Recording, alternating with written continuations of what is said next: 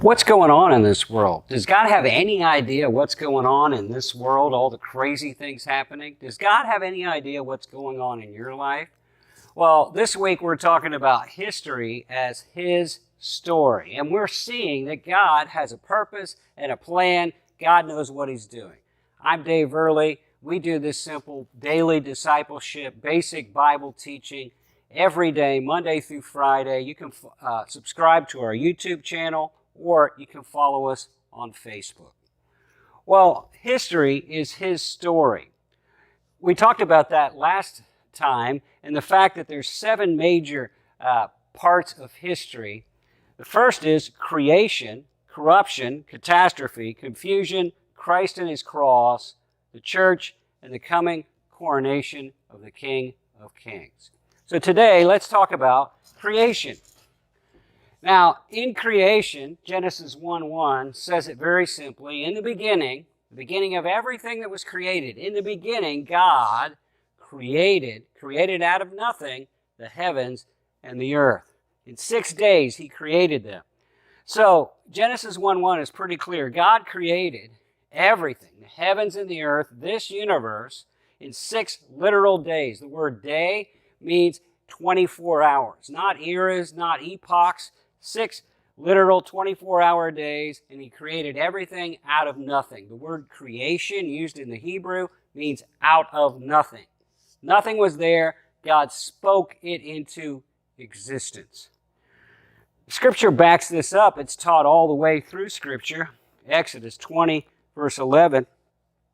It says, "For in 6 days the Lord made the heavens and the earth, the sea, and all that is in them, and He rested on the 7th day." In John chapter 1, it says, "In the beginning was the Word was with God, and the Word was God. All things were made through Him, and without Him nothing was made that was made." Jesus, the Word, was ultimately the member of the Godhead, the person of the Godhead who oversaw creation.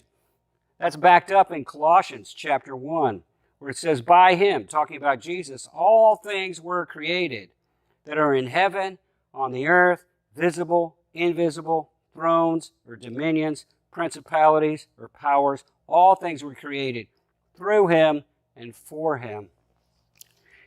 Jesus is the one that created the heavens and the earth. Now, we're being taught in schools, our kids are being taught, and science is teaching, no. All this took millions and millions and millions of years. Well, one, if you understand the flood, which we're going to talk about, that explains a lot of things, but also radioactive dating has been used to create really odd ages. New things have been said to be thousands and thousands of years old. So I really believe the earth is probably no more than 10,000 years old. This complex universe, we're told, came from random chance. It's just happened that this happened. Well, not at all. This complex universe is the product of an intelligent designer who purposely created everything that is in the universe.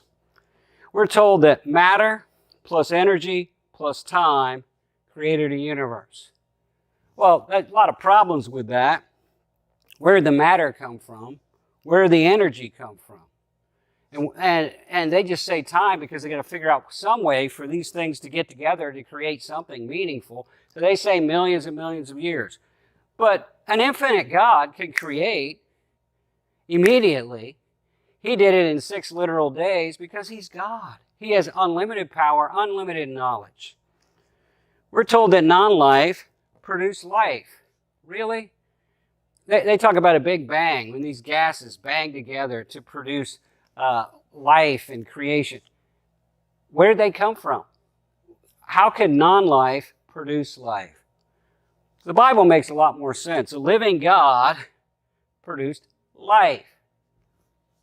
Universe created itself. What? It doesn't make any sense.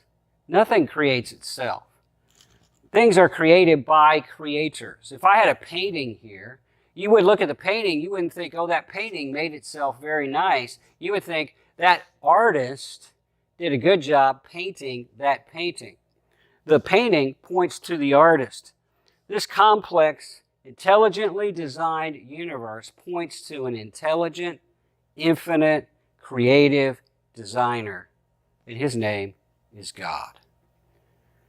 God created the heavens and the earth. You're not here by accident.